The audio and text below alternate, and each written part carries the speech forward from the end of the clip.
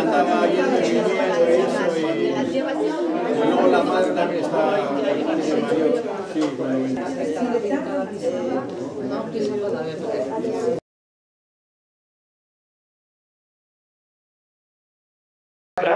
Ella nació en Gaza, hace parte, es cofundadora también, al igual que Liliana Dijan, en este caso Jaldía, del movimiento de mujeres palestinas Al-Karama, hace parte también de la red de defensa de presos políticos palestinos Samidun y también de la ruta alternativa revolucionaria palestina Basar al-Badil. Bueno, con ellas y luego yo conmigo para cerrar un poco respondiendo a esa pregunta desde Euskal Herria, ¿qué podemos hacer? Terminaremos este diálogo entre nosotras para después ya dar la palabra a vosotras, ¿vale? Así que eskerrik asko, guztiei. Y decía también eso en euskera, que si alguien quiere intervenir en euskera, que lo haga con total libertad, que luego nosotras traducimos esa pregunta, esa reflexión que compartáis a Jaldía y a Liliana. Así que Liliana, cuando quieras, eskerrik asko. Kaixo, buenas tardes a todas, todes y todos. Es muy, digamos, estoy emocionada de estar en una tierra como la tierra de ustedes, la tierra, digamos, que trajo tantas luchas, que vio tantas luchas, y que sigue hasta el día de hoy muy comprometida con muchas luchas.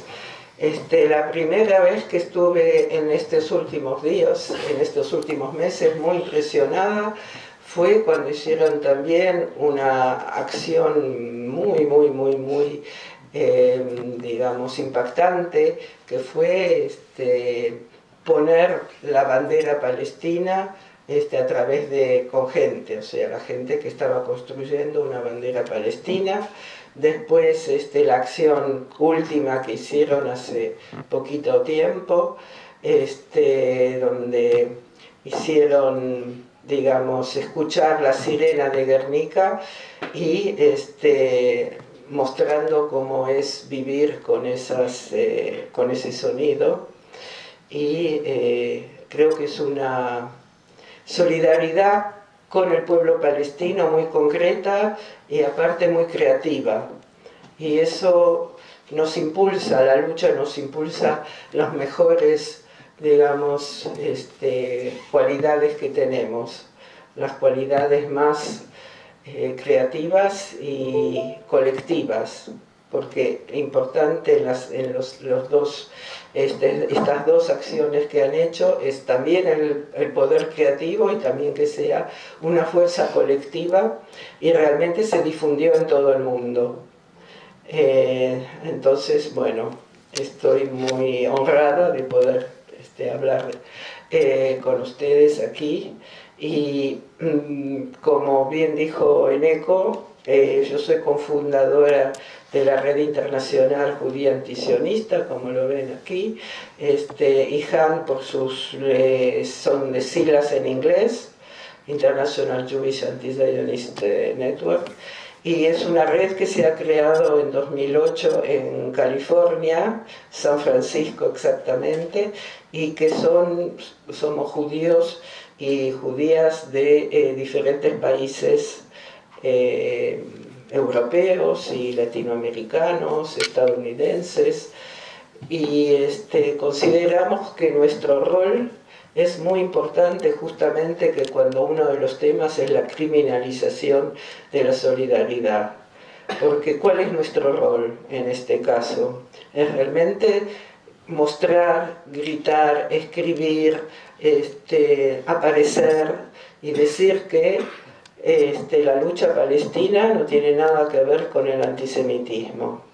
Antisemitismo, judeofobia, antijudaísmo, no importa cómo lo quieran exactamente definir, pero que son dos cosas completamente distintas y que la lucha contra el sionismo es una lucha anticolonial, antiimperialista también, y es una lucha que viene ya en el mundo judío desde el momento que se creó el sionismo.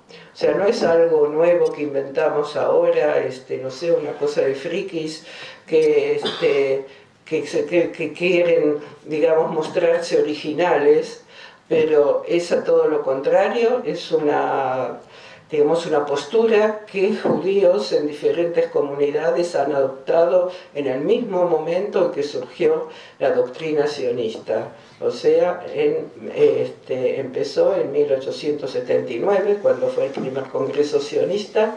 Inmediatamente después hubo ya escritos que decían que los judíos tienen que hacer las luchas en los lugares donde se encuentran, no ir a un lugar extraño, lejano, y finalmente realizar, digamos, un proyecto colonial, sino luchar en el lugar donde se encuentran para obtener sus derechos sociales y también sus derechos como minorías, o sea, luchar contra la discriminación en el lugar donde viven. Y bueno, digamos, después hay muchas, digamos, corrientes dentro de los judíos antisionistas, hay religiosos, hay liberales, hay comunistas, hay socialistas, incluso anarquistas, todas las doctrinas políticas, también uno lo puede encontrar en el mundo judío, y que todas, salvo los sionistas, eran antisionistas. Entonces era mucha gente, o sea, el sionismo era muy minoritario antes de 1945, pero muy. Era, digamos, un grupo que sobre todo venía de Europa del Este, de donde son mis padres, que fueron los únicos supervivientes de sus respectivas familias. Mi padre fue un luchador contra el nazismo, era de Lituania, Polonia, y digamos la manera como él tenía con otra gente, efectivamente, otros judíos de ese, digamos, la capital de Lituania se llama Vilna, y ellos constituyeron un regimiento de judíos que estaban alistados en la lucha bajo el paraguas de la Unión Soviética para luchar justamente contra el enemigo nazi. Hoy en día por ahí dirían que es un terrorista, mi padre, pero en esos tiempos los nazis decían que eran terroristas, pero hoy en día les damos todo el honor, y de ser que bien que hubo gente que se levantó contra el nazismo. No vamos a recordar ahora todo lo que hicieron, por supuesto, los guerrilleros soviéticos y el Ejército Rojo, pero fue una lucha muy encarnizada, que alguna gente aquí todavía que veo es de mi quinta, pero hay también muchos más jóvenes, y seguro que no tienen el recuerdo que tenemos nosotros, que aunque no estuvimos durante la Segunda Guerra Mundial, pero que nos marcó mucho porque nacimos no mucho después. Todo eso voy a volver ahora a hablar sobre la cuestión de la criminalización de la lucha pro-palestina. Cuando ya el sionismo, digamos el proyecto sionista empezó a tener una cierta relevancia, evidentemente, como todos los movimientos políticos, constituyó una doctrina. Y era, digamos, el derecho del pueblo judío a tener un Estado propio. O sea, lo encaraban como una lucha de liberación nacional. Y no querían ni siquiera hablar de que otros veían que es también un proyecto de limpieza étnica y de colonialismo. Pero la cuestión es que era incluso en ese momento también, como dije antes, era un proyecto muy minoritario dentro del mundo judío, pero muy apoyado por Gran Bretaña. Sabemos la Declaración Balfour, seguramente conocen ustedes la historia, la partición en el 47, todos estos, digamos, hitos los conocen, y es que el colonialismo impulsó realmente al movimiento sionista a establecerse, y no solo establecerse, sino que establecerse a la límite todavía se podía conciliar, que era de alguna manera un poco justicia porque estaban perseguidos en Europa, pero establecerse con el propósito de crear un Estado nacional donde los palestinos no tengan lugar. Se llegó después al 47, pero bueno, eso también era una injusticia total porque se dio 55% a la parte judía cuando eran muchos menos desde el punto de vista de la población que la población palestina. O sea que si hacemos un poco de historia, todo fue, digamos, unos sucesos, todos unos más injustos que el otro, porque no se consultó para nada al pueblo originario. Y bueno, un día el pueblo originario se dio cuenta que le robaban la patria, así, era de un día para el otro, exagero un poco, de un mes al otro.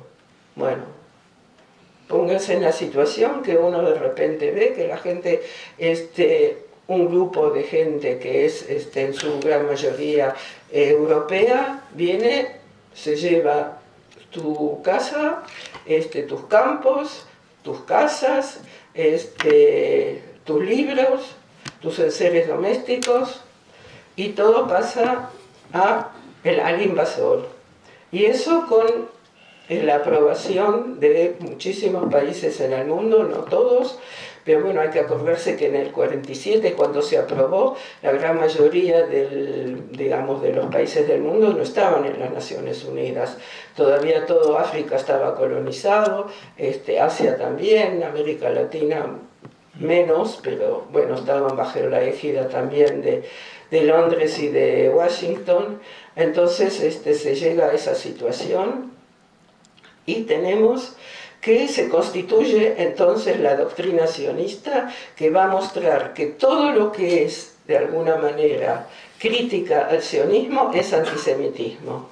Esa es la primera, digamos, elemento esencial de la propaganda israelí, lo que se llama el lobby sionista, que funciona en todo el mundo, es decir, que la crítica a Israel, sea mínima y sea muy grande, es antisemitismo. Y es muy fácil de decir eso porque, salvo si uno ha escrito un libro contra el antisemitismo, ¿cómo uno prueba que no es antisemita? Entonces se basan en una situación que es evidentemente no muy fácil de explicar, para decir, sobre todo si uno es no blanco, digamos, sobre todo si uno viene del mundo árabe o del mundo musulmán, es evidente que esa persona es antisemita, así que ni siquiera tiene que probarlo. Y entonces viene una situación difícil que uno como que tiene que ir a la policía a declarar, voy a hacer la declaración que no soy antisemita.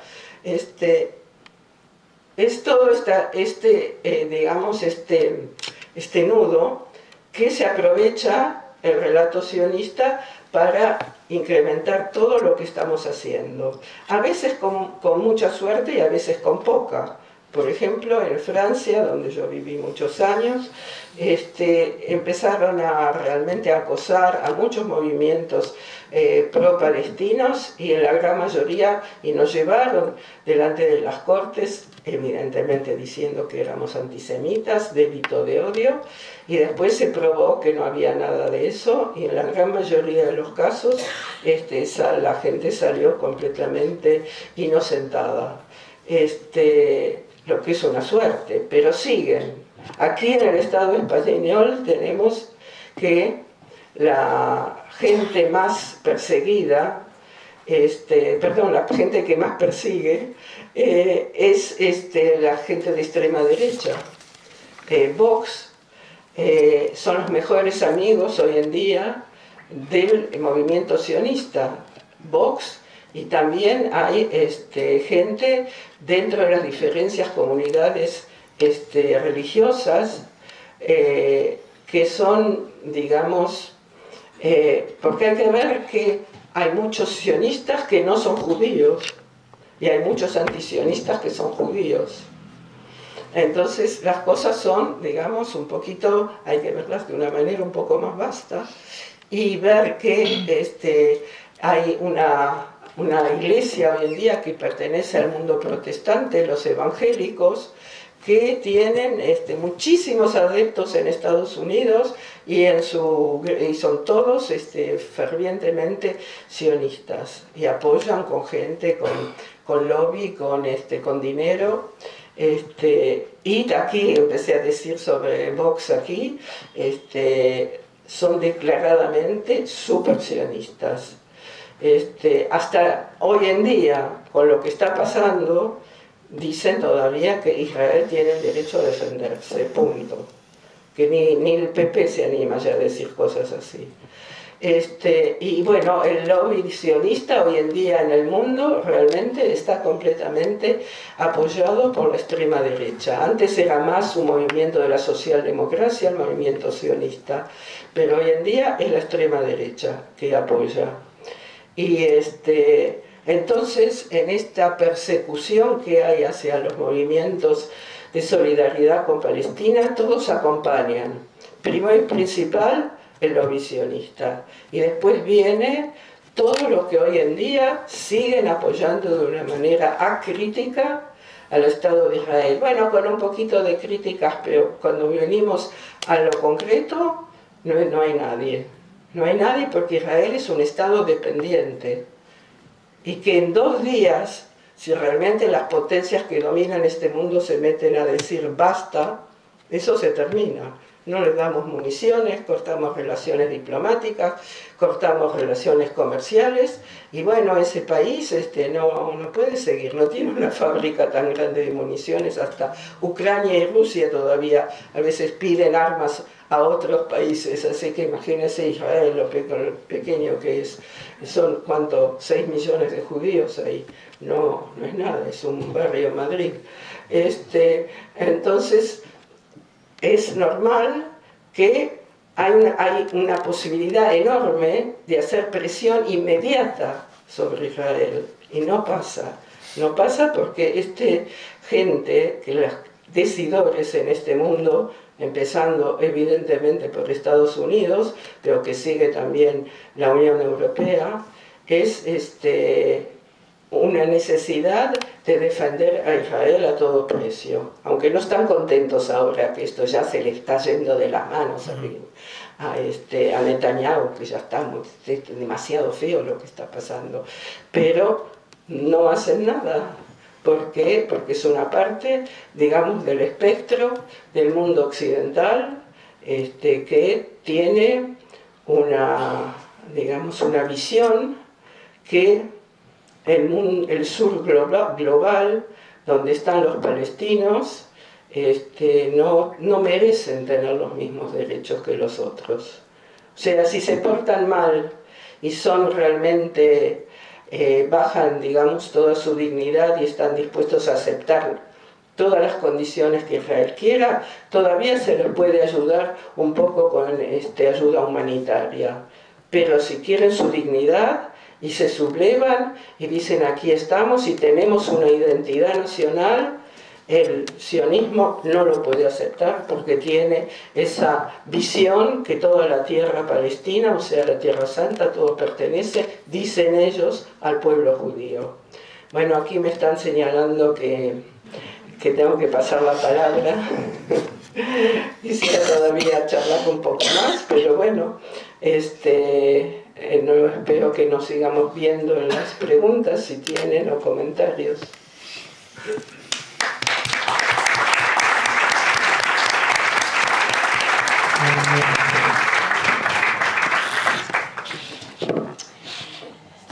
Gracias Liliana, gracias Eneko. Kaixo, Arratsaldeon, espero haberlo dicho bien. En primer lugar quiero dar las gracias a todas y todos que habéis venido hoy aquí a escucharnos, también por toda la solidaridad que venís mostrando con la lucha del pueblo palestino, seguramente durante todos estos meses y anteriormente también, gracias a Sodepaz, por organizar esta charla. Es un honor siempre estar al lado de Liliana y es un honor estar hoy con Eneko, que hace mucho que no compartimos. Lo que ha explicado Liliana desde el punto de vista de las personas judías antisionistas es muy importante y la verdad es que yo quiero destacar un dato, solamente uno. Yo soy de Gaza, nacido en Gaza, pero yo soy de Beerseba. Beerseba está a 6 kilómetros de la Franja de Gaza y eso forma parte de los territorios palestinos ocupados en 1948. Estos territorios que están un poco más allá de las colonias donde han entrado los combatientes de la resistencia palestina el 7 de octubre. O sea que estas tierras donde han entrado los milicianos palestinos es tierra nuestra que está ocupada por colonos que han traído de tan lejos, de cualquier parte del mundo, para ocupar este territorio. Desde el 7 de octubre venimos sufriendo todas y todos una campaña de difamación, un bombardeo por los medios de comunicación, por el lobby sionista, por el imperialismo occidental, a las personas que defendemos los derechos del pueblo palestino. Ya lo veníamos sufriendo de antes, pero ha aumentado a partir del 7 de octubre para justificar todo lo que estamos viendo a día de hoy, que se cumplen 167 días de los ataques a Gaza, de un genocidio en curso que estamos viendo en nuestras pantallas, en nuestras redes sociales y que no hace falta que dé datos porque seguramente todo el mundo ya conoce lo que viene ocurriendo en la Franja de Gaza, el genocidio declarado ya. A nadie, yo creo que de las que estamos aquí, de mucha gente que hoy en día no está aquí, no tiene ninguna duda de que lo que está ocurriendo en Palestina es un genocidio. Lo que pasa es que para callarnos y para justificar lo que está pasando, pues se ataca, se difama a la resistencia palestina y por lo tanto a la gente que defendemos el derecho legítimo del pueblo palestino a defenderse con todos los medios que hay a su alcance, incluida la lucha armada, un derecho que está garantizado no solamente por naturaleza de cualquier pueblo atacado a defenderse, sino que está en las resoluciones de las Naciones Unidas, muchas de ellas, que garantizan el derecho de los pueblos bajo ocupación colonial, foránea y opresión a defenderse con todos los medios a su alcance, incluida la lucha armada, y más, los demás países tienen la obligación de apoyar moral y materialmente a los pueblos que luchan. Materialmente quiere decir que los demás países deberían enviar armas al pueblo palestino para defenderse. Y esto no solamente no ocurre, sino que se está financiando a la entidad sionista de Israel con dinero, con armas, con soldados, para que termine de acabar con la población palestina, para borrar de la faz de la tierra y de la historia toda la identidad palestina.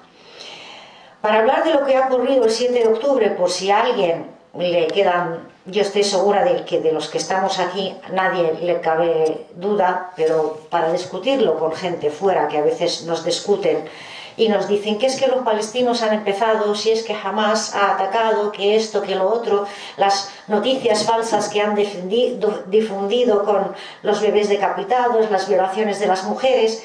Tenemos que mirar cómo estaba Palestina antes del 7 de octubre. Si miramos a Palestina, que han dividido y han cortado en trozos separados de sí, y han separado no solamente geográficamente, sino a nivel social, a nivel político, a nivel poblacional. Si miramos la Franja de Gaza, que lleva bajo bloqueo por tierra, mar y aire desde hace 17 años, donde no hay agua potable, donde no hay electricidad, donde no entraban medicamentos, no podía salir ni entrar nadie sin el permiso de la entidad sionista, donde moría la gente por enfermedades que podían ser perfectamente curadas con medicamentos que permitiesen entrar, o si permitían la salida de esas personas a recibir tratamiento fuera de la Franja de Gaza, cosa que no permitían.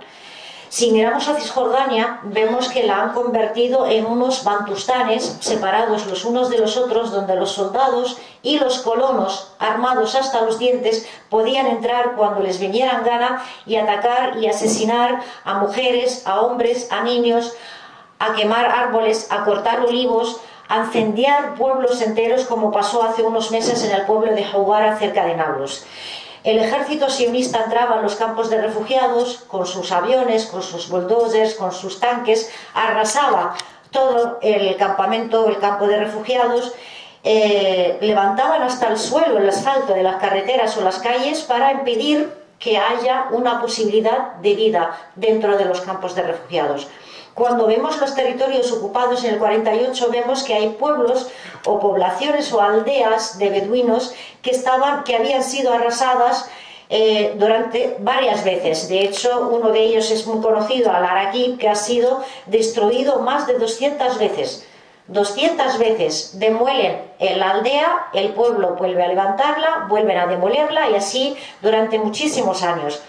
Vemos que la población palestina que ha sobrevivido a la Nakba, que no pudieron expulsar en 1948, que sufre de un racismo institucional, donde hay 70 leyes que segregan entre los ciudadanos si son judíos o no lo son. Si no son judíos, no tienen nacionalidad, tienen ciudadanía, no tienen derecho a comprar casa donde quieran, sino en unos barrios en concreto, guetos dentro de lo que llaman Israel, no pueden alquilar en cualquier barrio, no pueden ir a los parques con los niños a los que quieran, no pueden acceder a ciertas profesiones o a ciertas universidades.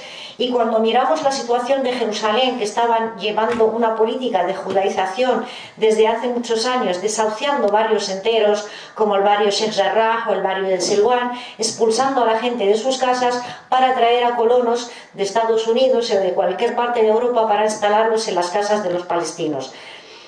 Todo esto veníamos viéndolo y nadie en el mundo de la mal llamada comunidad internacional hacía nada. Esta gente que se llena la boca hablando de derechos humanos no estaba haciendo nada por el pueblo palestino.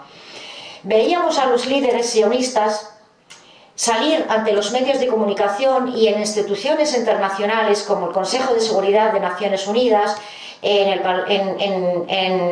ruedas de prensa, salir y decir con el mapa de Palestina, la Palestina histórica, decir olvidaos de que pueda haber algún día un Estado palestino, los palestinos no existen, Palestina no existe, e incluso Smotrich llegó a decir que los palestinos tenían dos opciones, o se van o les matamos.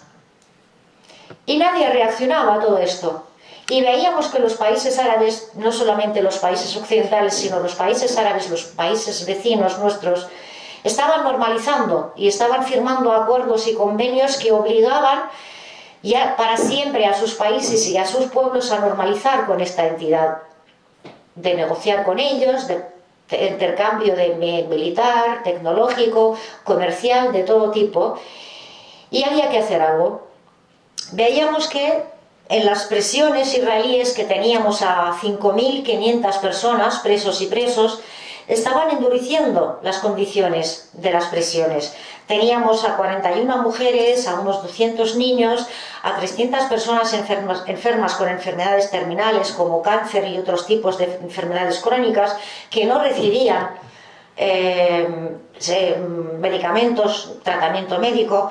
Tenemos a personas que han cumplido los 65 años en las cárceles y que han cumplido más de 40 años y no les dejan en libertad, y hay muchos de ellos con condenas que llegan a más de 900 años, que incluso cuando mueren en la cárcel no permiten entregar el cuerpo a los familiares para darle un entierro digno, sino que los dejan ahí en las mugres, en las neveras, en los cementerios de números, y no había forma. Les quitaban ya la cantidad de agua que tenían que beber para ducharse, la cantidad de comida, la ropa de abrigo. En una celda donde solamente caben 4 había casi 10.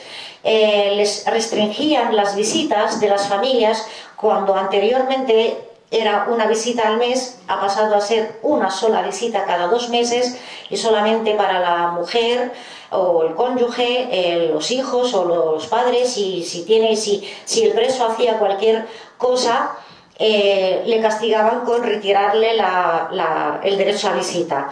Teníamos a niños que los tenían en aislamiento durante muchos meses, como por ejemplo el caso de Ahmad Manasre, que ha llegado a tener problemas psíquicos por ese aislamiento.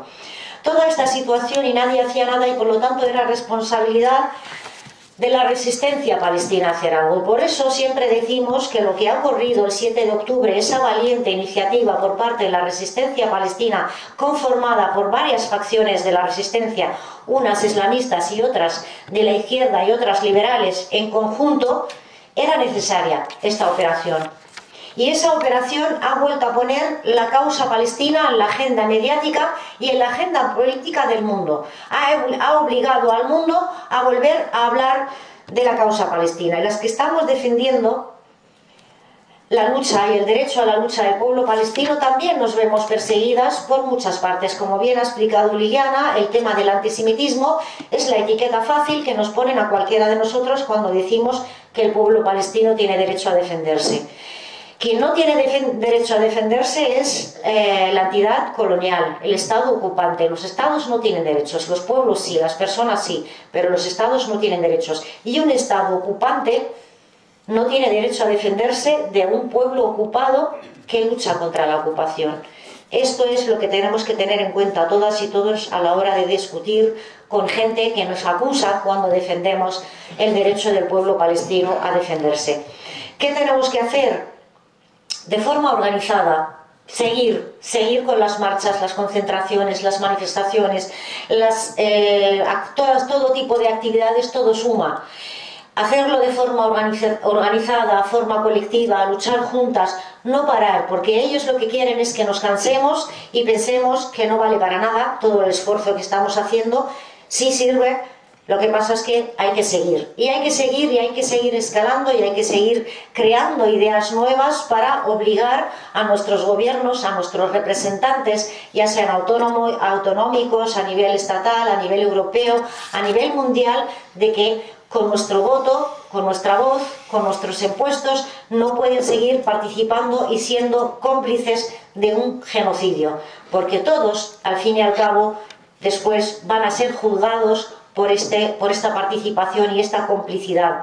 Quien calla, otorga, y quien calla es cómplice. Pero es que el problema es que no solamente callan, están participando, no solamente Estados Unidos, que declaradamente envía armas, envía soldados a combatir en Gaza, ayuda de todas las formas a la entidad sionista, la Unión Europea, pero también nuestro Estado, nuestro gobierno, que nos ha mentido y ha dicho que había parado la compraventa de armas a esa entidad genocida, y descubrimos que lo sigue haciendo. Así que seguimos y tenemos que seguir alzando la voz, y tenemos que seguir saliendo a la calle, y tenemos que seguir denunciando que dejen de ser y hacernos cómplices del genocidio contra el pueblo palestino. Muchas gracias.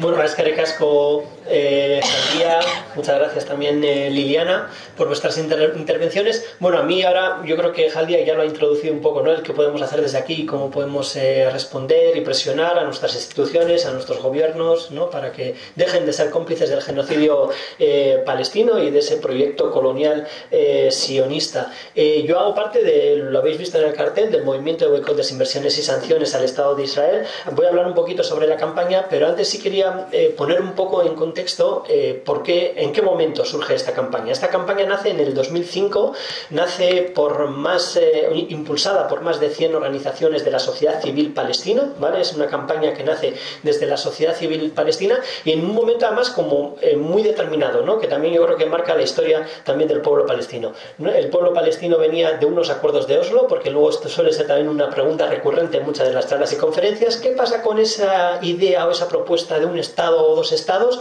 Bueno, ya hubo un proceso incipiente de la creación de un Estado palestino, por lo menos la estructura administrativa, que fue la Autoridad Nacional Palestina, que emana de esos acuerdos de Oslo firmados en 1993, y que fueron una trampa para el pueblo palestino, porque hablaba, ¿no?, de esa bantustanización de los territorios ocupados palestinos, a las que se mencionaba Jalía. Todo ese proceso empieza sobre todo a partir de 1993, que Israel consigue profundizar la colonización y la anexión de territorio palestino en territorio ocupado palestino. Es decir, aumentan el número de colonos israelíes en territorio ocupado, aumenta aumenta el número de colonias y de asentamientos en territorio ocupado.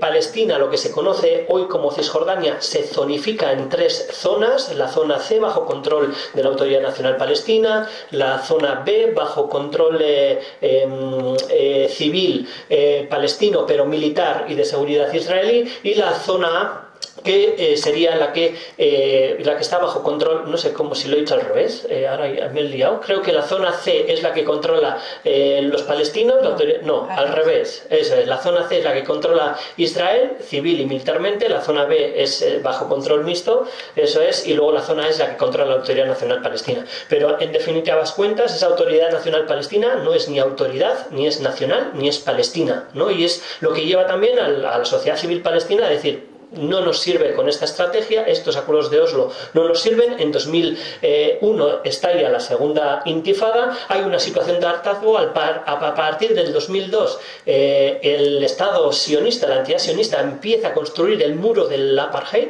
¿sí? El muro que divide Cisjordania de los territorios del 48, y en 2004 la Corte Penal Internacional dictamina que ese muro que está construyendo Israel es ilegal y que tiene que desmantelarlo, ¿vale? Ese es el contexto en el que la colonización de Palestina, el proyecto sionista, se profundiza, y la sociedad civil palestina dice: no, esto, lo que estamos viviendo en este momento es una situación, un sistema de apartheid, tanto en los territorios del 48 en Gaza como en Cisjordania, y por lo tanto llamamos a la comunidad internacional, porque un sistema de apartheid, y lo conocimos con el apartheid sudafricano, aquellos quienes lo recordéis, se mantiene gracias a la complicidad de estados y de la comunidad internacional y de empresas.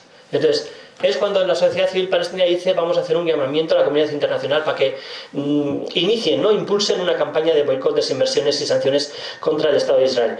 Ya lo he dicho, es una campaña inspirada en el boicot que se hace a la Sudáfrica del apartheid. Es una de las primeras veces también que tanto organizaciones internacionales de derechos humanos, ONGs, movimientos sociales, organizaciones, etcétera, comenzamos a utilizar la palabra apartheid para referirnos a lo que está pasando en Palestina y en los territorios ocupados palestinos. Yo creo que Jaldía lo ha ejemplificado muy bien, ha puesto diferentes ejemplos: la situación de los presos políticos palestinos, las colonias, bueno, pero hay carreteras también exclusivas para colonos israelíes que no pueden utilizar los palestinos, o sea, y sobre todo, ¿no?, se habla de apartheid porque es un sistema de dominación y discriminación de los palestinos y palestinas que está institucionalizado. Hay leyes, ¿vale? Y por eso también se habla del crimen de apartheid que está cometiendo la entidad sionista contra el pueblo palestino, porque hay leyes que discriminan a los palestinos y palestinas. Podemos hablar también de la doble jurisdicción que hay en los territorios ocupados palestinos, la civil y militar: la civil para los colonos israelíes que viven en territorio ocupado palestino, y la militar contra la población palestina, que además es la misma que se le aplicó también a la cooperante española que estuvo presa en cárceles israelíes, ahora no me voy a acordar, a Juani Rismagui, ¿sí?, que se le aplicó también la jurisdicción militar en territorio ocupado palestino. Por eso se habla de apartheid, y surge esta campaña. Yo tenía aquí como unas breves diapositivas para que vieseis, que es el BDS, ¿sí? Hablar de boicot es incómodo, ¿no? Porque al final esta campaña de boicot, desinversiones y sanciones es como un espejo. Nos piden que nos miremos en ese espejo porque nos dicen: hey, vosotros también y vosotras sois corresponsables de lo que estamos padeciendo aquí en Palestina, ¿sí? Entonces, claro, es incómodo para muchas de nosotras que tenemos hábitos de consumo que muchas veces son acríticos y que repercuten en la situación ya no solo de Palestina, sino también de otros pueblos. Es incómoda para los gobiernos e instituciones que envían armas, ¿no? Y que el Estado español, se ha conocido que el gobierno español ha continuado enviando armas a la entidad sionista. Luego se envían aviones con paracaídas, ¿no?, con alimentos, como está haciendo Estados Unidos, ¿no? Esas son las contradicciones de este mundo loco en el que habitamos. Entonces es algo incómodo, ¿no? El boicot es lo que nos corresponde a nosotras como sociedad civil. Luego está la otra, la D, que son las desinversiones, que corresponden más a bancos, a empresas. Luego vamos a ver algún ejemplo. Y las sanciones, que corresponden más a los estados. ¿Qué aprendizaje o cómo? O sea, yo creo que una de las veces que más escuchamos hablar de sanciones fue cuando se les aplicaron a Rusia, ¿no? En el caso además de Palestina está ocurriendo justo lo contrario. Es decir, la Unión Europea, por ejemplo, acaba de aprobar una serie de paquetes de medidas para sancionar a organizaciones afines a organizaciones que pongan en riesgo la seguridad y la estabilidad del Estado de Israel, ¿no? Es decir, que las sanciones se están imponiendo justo al lado contrario. Es una cosa muy loca. Entonces, ¿qué tipo de boicot, ¿no? O sea, ¿en qué consiste esta idea del boicot? El boicot consiste en eso, en no comprar productos, en presionar también a ciertas marcas y a ciertas empresas por su complicidad en la ocupación y en el mantener también el apartheid israelí, en la denuncia y sobre todo en no normalizar la presencia de la entidad sionista y de sus estrategias de propaganda, que las mencionaba también Liliana, ¿no? Porque en el marco de esa propaganda, además del mediático, de los medios y del control y de este lobby sionista, pues también están representantes de la entidad sionista de la cultura, del deporte, de la academia, de la ciencia, ¿sí? Entonces, no normalicemos ese tipo de relaciones con una entidad sionista, ¿no? que al final no es más que defender un proyecto colonial en Palestina, ¿no? Entonces, yo creo que esas son como las claves principales. Ahí hay empresas, hay productos, se ha hablado mucho de los códigos de barras, podríamos hablar de algunos agentes concretos, de algunas instituciones concretas, ¿vale? Respecto al consumo, al boicot al consumo, o sea, yo creo que una de las primeras lecciones es fijarse en el origen de aquello de lo que estás comprando, ¿sí? Hay frutas y verduras que vienen de territorio ocupado palestino, de los asentamientos y de las colonias israelíes en territorio ocupado palestino. Hay etiquetas que sí que se indican claramente que el origen es Israel. Bueno, pues ser conscientes de que de eso que vamos a comprar, de dónde viene, y no comprarlo, ¿no? O sea, en este momento estamos en una campaña por el periodo de Ramadán que es en favor de hacer boicot a los dátiles que tienen origen en Israel, ¿sí? Porque son muchas tiendas de barrios, fruterías, pero también grandes supermercados y grandes marcas, ahí hay algunas, el Corte Inglés, Carrefour, Mercadona, Eroski también vende dátiles que vienen de Israel. Bueno, pues hay una campaña ahora en este momento en Ramadán en ese sentido. Luego ahí se menciona el boicot académico, ¿vale? ¿Qué es esto? Pues porque también la entidad sionista tiene, pues muchas veces, o sea, ¿cómo es? O sea, todo lo que tiene que ver en el desarrollo de la tecnología y también en temas de ciberseguridad, pues es puntera, o se presenta como la más puntera, ¿sí? Bueno, pues ahora recientemente acabamos de conocer que la Universidad Pública del País Vasco, la UPV, acaba de habilitar, de poner en marcha ahora me vais a corregir, ahora no me va a salir la palabra, no sé si es un máster o una cátedra, es una cátedra en temas de ciberseguridad con la Universidad de Tel Aviv, ¿no? Es decir, bueno, pues ponerle la mirada en eso, ¿no? Y que desde la academia también, profesores, profesoras, alumnado, personal de administración y servicios, que se pongan las pilas. Ya se ha creado un grupo, es cierto que dentro de la universidad se ha creado un grupo, ¿no? Para intentar que, bueno, pues la universidad no firme este tipo de contratos con universidades israelíes. Luego todo lo que tiene que ver con la solidaridad sindical también, ¿no? En 2009 los principales sindicatos de Euskal Herria se adhirieron a la campaña BDS, ¿no? Boicot, desinversiones y sanciones. Todo el tema de que tiene que ver con el boicot deportivo, pues seguramente os suenen las visitas, partidos que juegan equipos israelíes en competiciones europeas, ¿no? El Maccabi de Tel Aviv suele venir a jugar a Vitoria, ¿no? Pues hacer incómoda también esa presencia, ¿no? de estos equipos. Luego el boicot cultural, ¿sí? O sea, todo lo que tiene que ver, con el tema de los medios, es decir, hay que también señalar la responsabilidad de los medios de comunicación en la generación de opinión pública, pero luego también, pues, todas esas representantes también de la cultura de la entidad sionista, que, bueno, pues también son habituales en nuestro territorio, en Euskal Herria. No es habitual que venga también a cantar, Mayu Maná, por ejemplo, que también dices, joder, qué guay, o sea, qué complicidad va a tener un grupo de música que tocan tambores, con una imagen ahí hippie. Bueno, pues lo tienen porque sostienen y dan apoyo, por ejemplo, al ejército sionista, ¿no? Hacen visitas, cantan, tocan para ellos. No ha visitado también al ejército sionista. ¿Sí? Impuestos. Sí, impuestos, efectivamente, ¿no?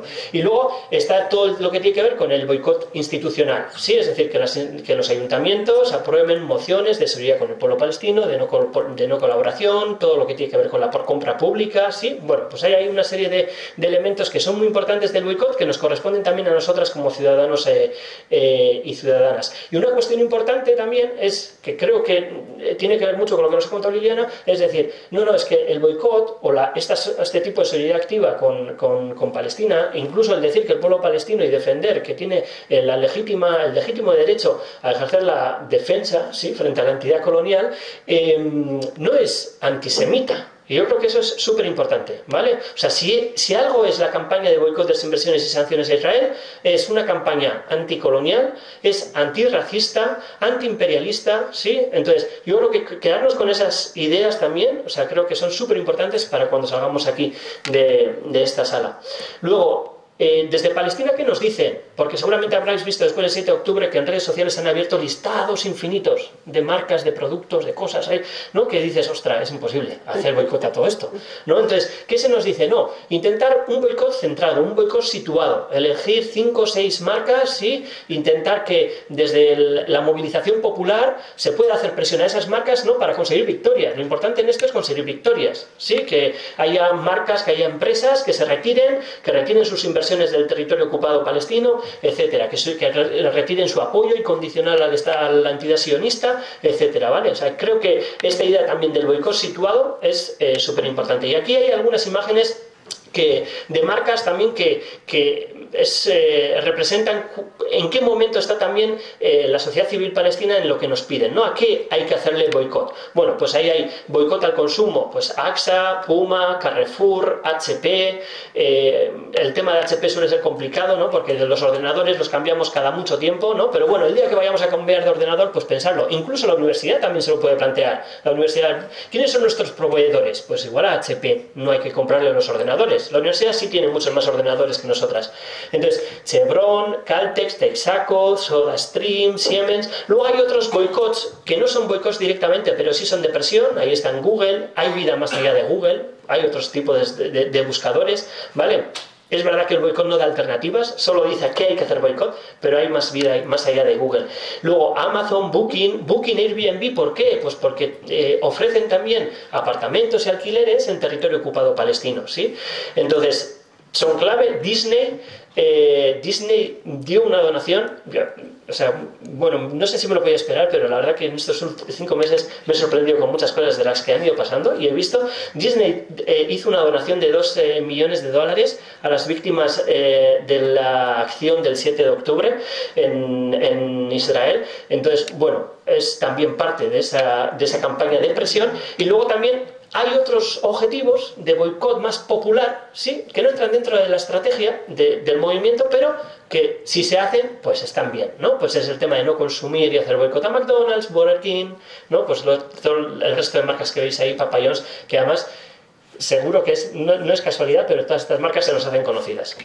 Las conocemos todas. Desinversiones. Solo voy a poner un ejemplo, que es el tema de CAF. ¿Por qué? Porque nos toca de cerca Euskal Herria, CAF, empresa en Beasain, en el Goierri, una de las emblemas de la marca vasca, ¿sí?, del desarrollo económico, que está construyendo un tranvía. Bueno, es la ampliación de un tranvía que ya existe en Jerusalén, que conecta Jerusalén con las colonias israelíes ilegales en territorio ocupado palestino. ¿Sí? Para esta construcción, el tranvía se anexiona al territorio palestino, hay un plan de urbanización en barrios palestinos que supone la expulsión de población palestina de esos barrios, que hace parte de esa estrategia de judaización de Jerusalén, que es la expulsión de palestinos y palestinas de los barrios palestinos en Jerusalén Este, y es objetivo claro del BDS, de esta campaña, ¿vale? Entonces, lo que se le está pidiendo desde Euskal Herria, se han unido a otros lugares también de Europa, es que CAF cancele el contrato que tiene de este tranvía en territorio ocupado palestino. Y luego las sanciones, de las que ya hemos hablado un poco.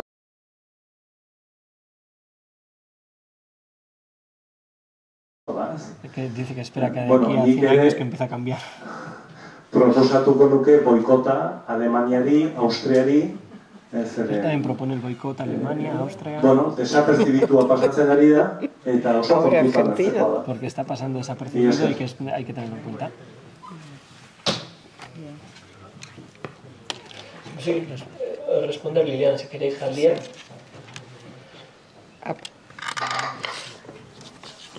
Bueno, voy a empezar con lo que pasa en Francia, sobre todo, porque podíamos pensar que la tierra, ¿no?, que hizo la Revolución Francesa es, digamos, la más propensa a tener una mirada mucho más, digamos, defensora de la causa palestina. Pero bueno, el único momento en que realmente Francia se puso de alguna manera casi como, digamos, liderando Europa con la cuestión palestina fue solo bajo cuando hubo Chirac, presidente de Francia. Pero eso ya pasó hace mucho. Y la socialdemocracia, desgraciadamente, es muy, muy sionista. Eso es primero y principal. Y bueno, hay otros dos elementos importantes. Uno es la comunidad judía en Francia y otro la extrema derecha. La comunidad judía en Francia es la tercera en su tamaño en el mundo. La primera es Estados Unidos, después es Israel y después es Francia. Y bueno, entonces una gran cantidad, creo que son 600.000 personas, más o menos, puede ser que un poquito más. En definitiva, no es que todos los judíos franceses sean sionistas, pero los que lo son, que es una minoría, pero ruido no, lo siguiente.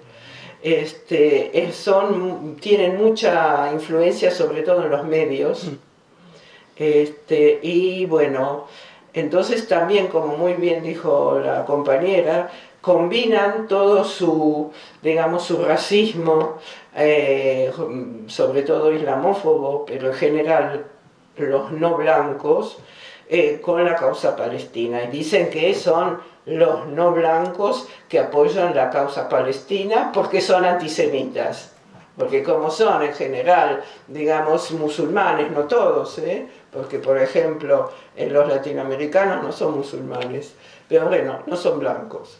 Pero bueno, ya se usan todo lo que pueden para mezclar y hacer, digamos, su propaganda en que hay una amenaza musulmana en Francia, lo llaman la invasión, y que ellos efectivamente son los que defienden la causa palestina, entonces una razón más para no defender la causa palestina, aunque la cosa profunda no es eso. La causa profunda es que hay una tradición de la socialdemocracia que fue muy, muy importante en Francia durante muchos años, que mezcla un poco la culpabilidad de la Segunda Guerra Mundial con el hecho que con todo, conocen ustedes seguramente muy bien, el laicismo francés. Y eso es digamos, una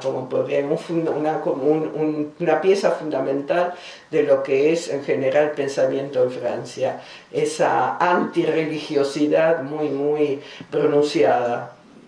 Entonces, efectivamente, todo lo que es muy religioso está fuera del consenso. Entonces, efectivamente, Hamas y los movimientos musulmanes son, son el diablo, porque son muy, muy laicos, y eso es, digamos, la república. Entonces, es muy fácil para la gran mayoría de los franceses, no todos, por suerte, estar, digamos, del lado de Israel, porque es un país moderno, que las chicas pueden ir en bikini, etcétera, etcétera. Bueno, y del otro lado hay hijab. Bueno, eso es una de las cosas, y está la otra pata, que es la cuestión de la extrema derecha. La cosa curiosa es que la extrema derecha siempre fue antisemita. el padre de la Marine Le Pen, ¿no? Era realmente un nazi, como se pronunciaba con respecto a los judíos. Entendieron, la Marine y otros, que eso no era un buen caballo para electoral. Y entonces cambiaron el discurso. No solo lo cambiaron por necesidad electoral, sino que además Israel les gusta, porque es un país que trata mal a la gente del sur global, y que tiene una política racial hegemónica, y sirve para otra vez estar, digamos, con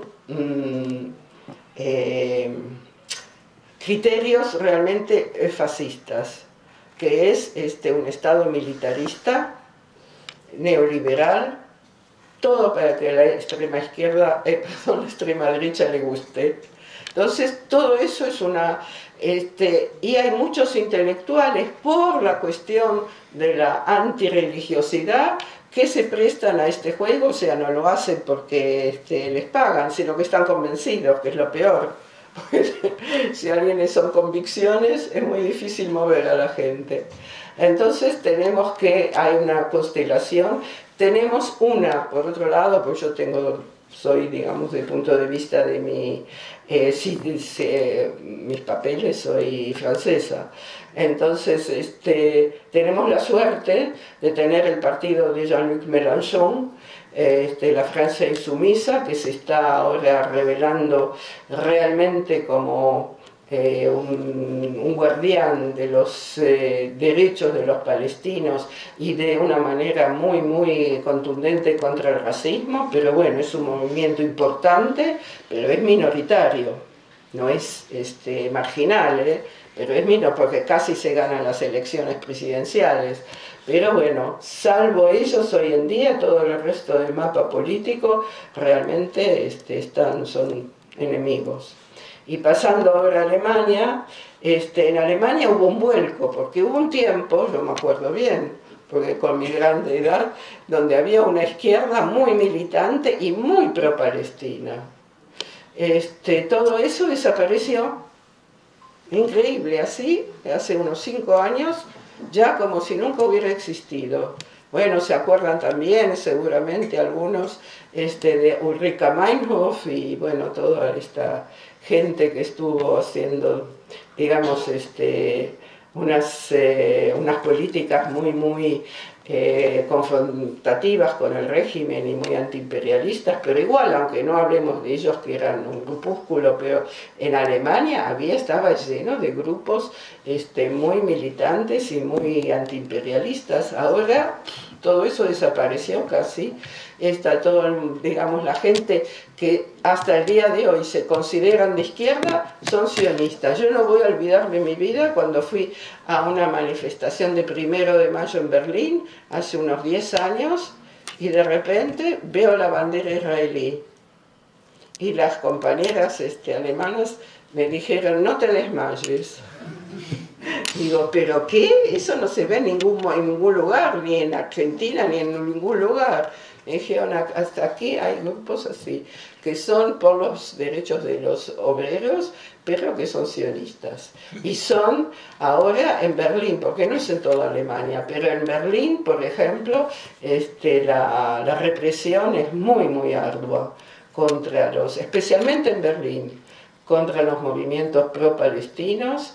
La verdad que es porque en Berlín hay una gran comunidad palestina, de varios miles de personas, y se ven mucho.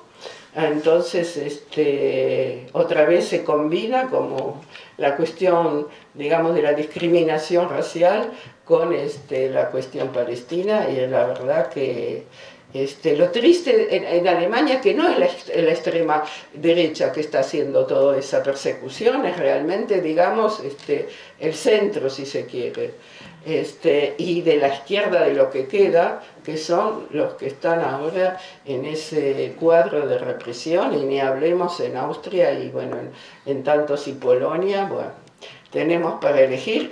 Y bueno, ya que estamos, también barro para mi casa hablando de Milei, porque en un país como Argentina, que todo el mundo consideraba un país muy politizado, muy, digamos, confrontativo con los aparatos de Estado y todo eso, ¿no?, que es realmente una cosa que es muy difícil de explicar y no pretendo explicarla, tenemos la desgracia de este presidente que el día que tomó la presidencia puso atrás, en su background, ¿no?, una bandera de Israel y declara que para él los dos estados que más admira es Estados Unidos e Israel, y bueno, todos ya saben que está haciendo un holocausto para el pueblo argentino, y bueno, hay muchos tantos, o sea que tenemos trabajo. Solo un comentario, ¿no? Un momento, Hace falta el micrófono. pero que responda Jaldía y ahora primero, ¿sí? Vale, listo. Bye, Suri, mi esker. ¿Sí? Ay, perdón. No, hablando del apoyo de la extrema derecha a Israel, no es, aquí, por ejemplo, no es solamente... ¿no? Y yo recuerdo a Yolanda Álvarez, que fue, por ejemplo, destituida de la corresponsalía en la Franja de Gaza durante una de las ofensivas militares, que fue en 2014-2015, y fue cesada, eso es, en su cargo, ahora está como corresponsal en Asia. Pero bueno, una tía también comprometida, que se integró en la sociedad en la Franja de Gaza, que conoció también a la resistencia, ¿no?, y esas facciones de la resistencia palestina, y que hizo un buen trabajo desde la Franja de Gaza. Luego, hablando de la extrema derecha, pues a mí me sugería pues toda esa reflexión también, ¿no?, es decir, sin irnos a esa extrema derecha, o sea que aquí en casa pues también hay complicidades con la entidad sionista, ¿no?, y muy claras. Lo he dicho por eso, porque Sí, estamos viendo que claro. en Europa el centro derecha está asumiendo Totalmente. las políticas de la extrema derecha. Luego, no es solo la extrema derecha aislada, es el centro y la extrema derecha. Sí, sí. Y eso para mí es un motivo muy inquietante. Sí, sí, correcto. Yo ahí luego os invitaría también a leer un libro de Aostar Zelayeta, La Ertzaintza que viene, ahí se señalan también las complicidades, ¿no? Él además... A ver, Aostar Zelayeta va a estar el próximo martes a las 7 de la tarde en Uría, en los jardines de Uría. Ya hay agenda, ya tenéis agenda, ¿eh? Pero bueno, o sea, él en ese libro da un titular, ¿no? O sea, que las relaciones con empresas de seguridad israelíes de la Ertzaintza y del PNV, que no son casuales, sino que es la norma. Es la norma. La Ertzaintza se provee de empresas de seguridad israelíes para todo, para tecnología de reconocimiento facial, para interceptación de teléfonos móviles y conversaciones de activistas en manifestaciones, etcétera, ¿no? Un libro interesante. Y luego respecto al boicot, o sea, yo lo mencionaba que los sindicatos vascos se adhirieron a la campaña en 2009 porque muchas veces da la sensación de que cuando volvemos a iniciativas como mociones y posicionamientos partimos de cero. No, los sindicatos ya están posicionados y adheridos a la campaña. Otra cosa es que estén haciendo algo o no, pero exijámonos desde ahí, de decir, oye, firmasteis esto, os adheristeis ya a la campaña, por favor ayúdennos, por ejemplo, desde dentro de la fábrica en CAF para presionar a la dirección para que cancele el contrato, ¿sí? Pero ya están adheridos a la campaña, otra cosa es que estén haciendo no. Y hay un punto de inflexión en el apoyo tanto de partidos políticos de izquierda en Euskal Herria, ¿vale?, como los sindicatos en Euskal Herria cuando se inicia con la campaña de CAF. Hay un punto de inflexión. Fue muy fácil posicionarse, claro, con todo el tema de Veolia, una multinacional francesa, etcétera, ¿vale? Entonces, hay un punto de inflexión con CAF en la que los sindicatos de Euskal Herria y partidos de izquierda de Euskal Herria se alejan de esa estrategia también del boicot, de presión, de desinversiones y sanciones a empresas, instituciones que tienen complicidades con la entidad sionista, ¿vale? Y eso también es importante entenderlo. Desde el 7 de octubre en Euskal Herria hay diferentes dinámicas de solidaridad con Palestina y no es casualidad, es porque algunas insistimos en señalar las complicidades con la entidad sionista y decir hay que romper relaciones diplomáticas, económicas, deportivas, culturales con la entidad sionista, y otras dinámicas que no lo hacen. Otras dinámicas de solidaridad con Palestina en Euskal Herria, de partidos de izquierda que han asumido esa agenda internacional de paz, de la solución de los dos estados, que no es la nuestra. No es la nuestra, porque, o sea, un estado palestino, ¿en dónde? ¿No? ¿En qué fronteras? ¿Y qué pasa con las colonias y con los colonos? Sí, entonces, también ubicarnos en eso, ¿sí? Movilización del domingo, dinámica Guernica-Palestina, hay otra dinámica también en Euskal Herria que se llama Palestina-Arequín el Cartasuna, ¿vale? Todas muy legítimas, en las que se muestra la bandera palestina. Ojo, que es muy importante, sí, pero que cada una de ellas tiene sus matices, ¿vale? O sea, entonces, el tema de CAF fue un punto de inflexión en Euskal Herria, en la solidaridad con Palestina, y eso tiene que quedar, yo creo que también claro. Y lo de la huelga, pues sí, súper importante, ojalá lleguemos a ese momento. Ha habido iniciativas también por parte de los sindicatos palestinos, ¿no?, de intentar convocar a nivel internacional una huelga. Aquí no ha llegado a cuajar, pero bueno, vamos a ver, o sea, ojalá podamos conseguirlo. Y yo terminamos, porque también creo que están aquí las personas responsables de la sala. Me pide un palestino, justo ahora, desde la Franja de Gaza, que llevamos 10 días sin comunicarnos. Es un palestino que igual lo habéis visto en redes sociales, es médico, estudió en Cuba medicina, ahora está trabajando en el hospital Auda en Jabalia, en el norte de la Franja de Gaza, y le he dicho que estábamos aquí sin pedirles permiso a Liliana y a Jaldía. Le he mandado una foto de la mesa, le he dicho que la sala estaba llena y me ha dicho que os ponga un audio que me ha mandado. Entonces, si os parece, pues con ese mensaje que nos mandan ahora desde Gaza, desde el norte de la Franja de Gaza, pues lo he escuchado antes de ponerlo por si acaso. Sí, venga, vamos a escucharlo, Habla castellano, entonces lo vais a entender. Claro. Castellano, cubano. A ver si se escucha bien. Soy doctor Faiz Lishrafi, trabajo en el Hospital Clínico Quirúrgico Al-Auda, en la Franja de Gaza. Saludos al pueblo vasco por su solidaridad. Desde la Franja de Gaza les envío mi mensaje. Hoy lo que se está pasando en la Franja de Gaza es una limpieza ética. A pesar de todo lo que está pasando, nosotros seguimos luchando y permanecemos firmes en nuestra tierra. Hasta la victoria siempre, patria o muerte, venceremos.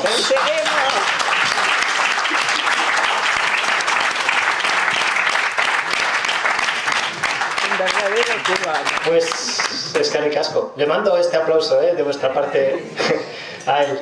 Y ya tenéis agente, o sea, tenéis agenda, que diga, o sea, tenéis agenda para los próximos días, que sigáis las convocatorias y que sigamos enredando, que salgamos de aquí a contar y a contagiar todo esto de lo que hemos estado hablando, ¿vale? Es caricasco.